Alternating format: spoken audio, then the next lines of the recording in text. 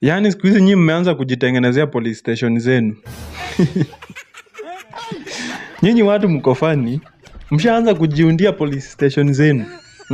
Unajenga tu nyumba yako vizuri na unaamua unaenda pale hardware. Unachukua tu rangi zako safi za polisi. Unakuja unapaka na unachora kalogo kao vizuri. Na unaandika base, hii ni base, inaitwa patrol base.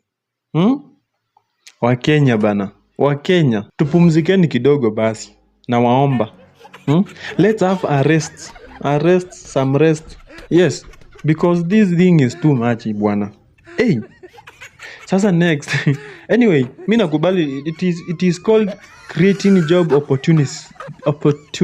opportunities. Kizungu nayo. Because the government is not wanting to creating us job opportunities, we create our own. Lakini hiyo nayo ni noma. Watu mnafikiria huku nje. Unakaa hivi unafikiria nijenge police station yangu. Sasa hebu niwaulizeni, hiyo sasa ukienda hapo unapewa B3 ama unapewa P2? Nikiulizo ni swali. Juwe nyinyi mtanionyesha mambo. Hii mwaka iko tu ni quarter, haijafika quarter. Iko quarter. Lakini imechoka. Na iko quarter na ishachoka.